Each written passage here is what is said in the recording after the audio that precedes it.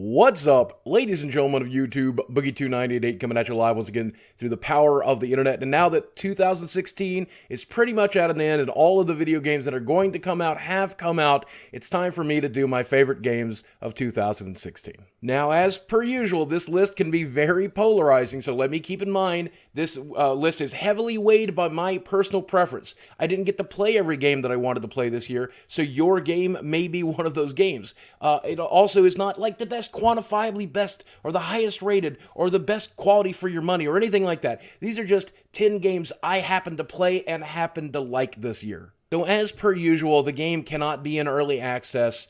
I tend to skip over those games because they're not complete yet, and I don't want to recommend an unfinished game. As per usual, I also do not do expansions or DLC on the list. Otherwise, we would put The Witcher 3's Blood and Wine on the list. The new Hearthstone expansion, both Hearthstone expansions would be on the list. World of Warcraft Legion would be on the list. I do have some games here that I do want to recognize, even though they did not make the top 10 list. I wanted to start with Final Fantasy 15. The only reason it didn't make the list is because I simply haven't even gotten a chance to start the game. I know I'm probably going to enjoy this one. I know it would have been on the list otherwise. I just simply am waiting until the new year when everything is less busy so I can sit down and actually concentrate on and enjoy the game. Also wanted to give a little nod to the Elder Scrolls Legends. This is a hell of a card game. It's inspired heavily by Hearthstone, but does some very unique stuff. This was in beta this year, and apparently, I guess the official release date was this December, and I haven't had a chance to play it since it's released. I do know this is a game I'm going to play a lot of, though, and I just wanted to give them a nod here and encourage them to keep doing what they're doing, because the game is pretty damn good. I also really wanted to put Pokemon Go on the list, but here in the editing room, I just can't do it. This game was very influential, and I spent hours and hours and hours playing this game with my wife, traveling, getting exercise, going to parks, spending time with friends, and it was a blast. The problem is, quantifiably, the game just isn't very good, and I couldn't bring myself to knock another game off of the top 10 list to list a game that turned out to be a bit of a dumpster fire if it didn't have the Pokemon name attached to it. And then I just decided to cut this one. This is Until Dawn Rush of Blood, and this is the best experience, in my opinion, on PlayStation VR, and one of the best experiences on VR, period.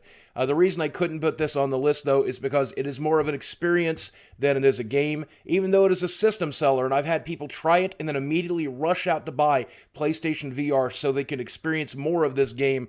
There's just not a lot there, and I felt bad bumping a full-fledged, honest game off of the list for this, what is basically a really, really good technical experience. But make no mistake, this is one of my favorite games of the year, regardless. So starting at number 10, I put Plants vs. Zombies Garden Warfare 2. And I know a lot of people roll their eyes when I mention this franchise, and I don't understand why, because it is one of the best comedy games I've ever played. It is one of the best family-friendly shooters I've ever played. It's just a really solid game. And the second episode here, they have decided to build on the original online functionality and add more characters and more classes and quest systems and a world that you can run around in and play in. And basically, they just delivered more of what I already loved about the first game. Me and my wife put hundreds and hundreds of hours into this game, and I do feel like they dropped the ball later in the year when they added some of the other microtransactions and some of the more imbalanced classes, and they had some balancing issues with stuff like rows. But overall, this was one of my favorite experiences of the year. It's a game that I'll keep coming back to even after these years over with.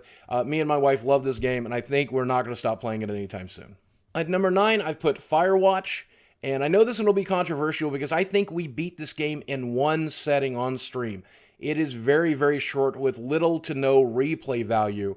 However, it is a perfect example of what narrative can be in a game, telling the story with compelling voice acting, compelling scripting. On top of that, the world was beautiful, the story was interesting, and even though I felt that it ended a little weakly, the overall experience was absolutely fantastic. Memorable characters, memorable events, and a memorable background for this game to take place in is one of my best experiences of 2016. At number 8, I've decided to put Titanfall 2, and this is almost exclusively because of the fact that it redeemed the franchise in my mind. I did not get a chance to play through the campaign. Instead, I watched one of my favorite Let's Players play through the campaign, and it's fascinating. The campaign is good, and I'm really glad it's there. The multiplayer is likewise fantastic. It's much improved from the first game. This was a game that I can easily highly recommend, and I think, unfortunately, due to EA's release strategy, is one of the most overlooked games of the year. That's good for you, though, because if you decide to pick it up, you'll definitely be able to pick it up on a budget. And number 7 is Uncharted 4. And I have to say, this game has its ups and its downs for sure. This was my very first entry into the Uncharted series. I never did take the time to play 1 through 3. And I have to say, I love the characters, I love the plot, I love the story, I love the interactions, I love the Crash Bandicoot cameo. All of that was fantastic.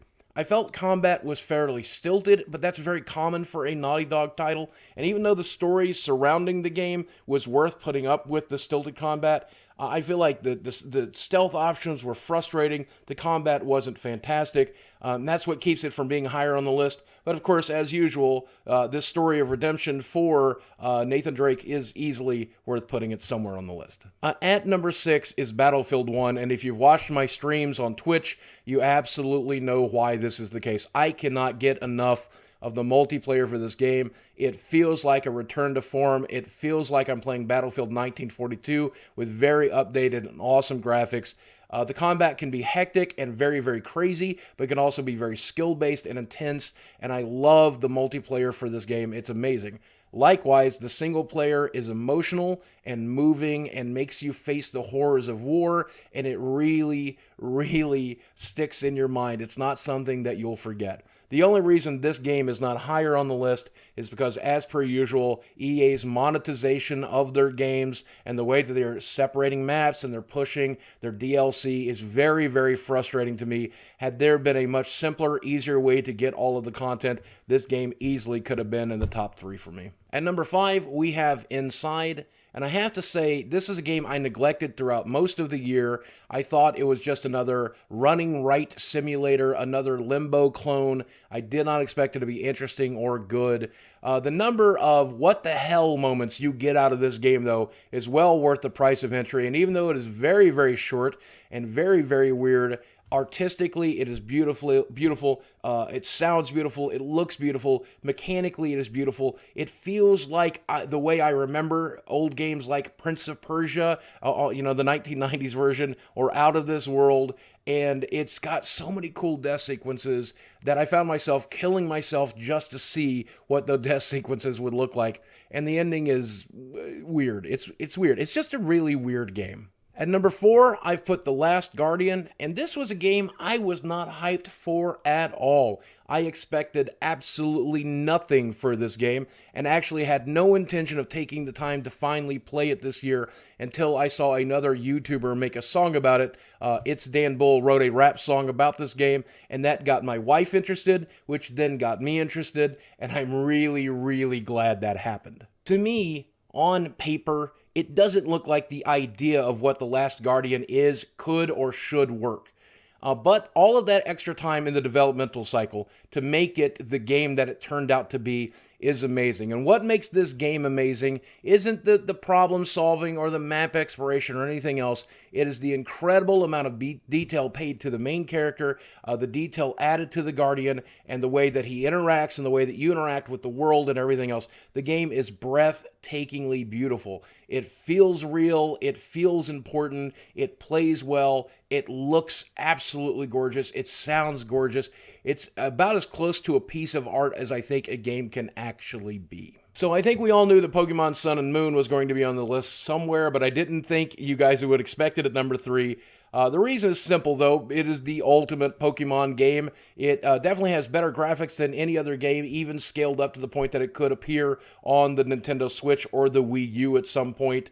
On top of that, there's plenty to do after you beat the main story. The Pokédex is fantastic. They make very, very good use of some of your favorite Pokemons as you play through the game. The starters are unique and interesting. There's not a lot bad to say about the game. It's mostly good. Now, that's not to say that the game is perfect. It definitely has been Nintendo-fied. They grab you by the hand at the very beginning of the game, and the first several hours of the game is all tutorial style. The new Pokédex, the Rotom Pokédex, makes you very frustrated and very annoyed because it leads you by the hand throughout the entirety of the game. It isn't until the later portion of the game that it feels like a real Pokemon game. But when it does, the challenge tree, everything else like that, really gives you a lot of reason to keep playing the game, especially once the main story is over. And there's a lot of lifestyle improvements, like getting rid of some of the movement skills and giving you rideable Pokemon, stuff like that. Overall, the game is, I think, without question, the first and the best Pokemon game that anyone should play. At number 2 is Doom, and I'll tell you, I know this will come as a lot of surprise to a lot of people, because as you may know, I despised the multiplayer. I did not find it that interesting or that fun. I did not enjoy the map editor very much. Not that the map editor itself was bad, but what people were making with it did not feel like it was worth playing. What made me rate this game so highly, though, it is a return to form for a style of game that I had thought had been lost for good.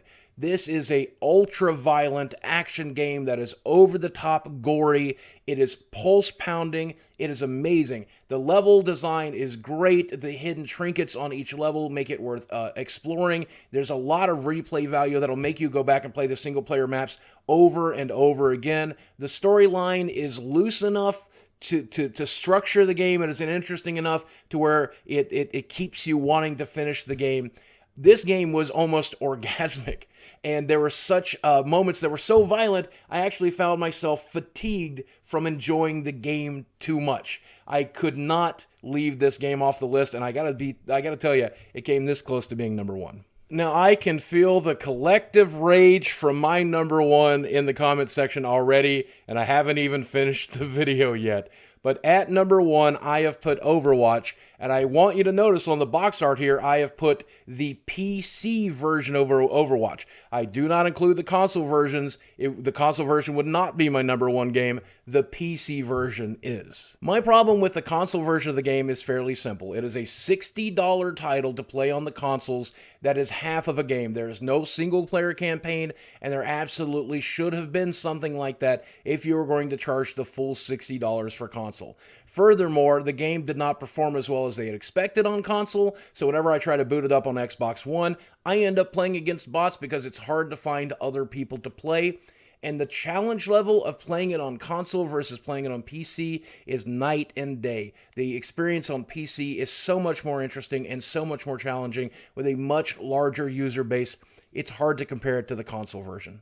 But the PC version of the game is a different story altogether. It's a budget title starting at $40, and it's already gone on sale a couple of times so that you can pick it up even cheaper. And then once you have spent that amount of money, you are getting free updates for life. The Christmas update, the summer update, the Olympic stuff, the Halloween stuff, all of this stuff is free. New arcade modes and different brawls every week, the multiplayer, the competitive seasons, all of that stuff. And it is a robust and fantastic package for $40. You can't beat the value you get for your $40. But then when we talk about the game mechanically, it's perfect. It's exactly the game I want to play. The characters are designed well. They look good. Their costumes are beautiful. The voice acting is fantastic. Their interaction is done well. The maps are well designed. The play modes are well designed. Everything about this game is just fantastic. I played 100 hours in the beta, and I wanted to put it on my top 10 list last year, but I couldn't because I don't put beta games on the list, only finished games. This game was finished, and I expected it to be somewhere around number 10, and I just can't help myself. I can't stop playing this game. I had to put it at number 1, and if you're rolling your eyes at me right now, please understand, this game is under my skin, and it's not going anywhere anytime soon because they keep giving me free stuff. And that's it. And that's my top 10 list for 2016. And I have to say, maybe I should have done a top 15 or a top 20 because there were a lot of games that I did enjoy that were not on the list. I know that there were a lot of games that I didn't get to play that couldn't be on the list because I didn't get a chance to play them. And I know you guys very well. I know that you will drop a like on this video. I know you subscribe. I know you will subscribe if you haven't. And I know you'll let me know in the comments section below which games I forgot and which games you agree with. And I always look forward to reading that over Christmas break. Guys, as always, I want to thank you very much for watching. I love you very much, and I'll speak with you again soon. And man, I hope 2017 is even better for gaming. I have a feeling it will be.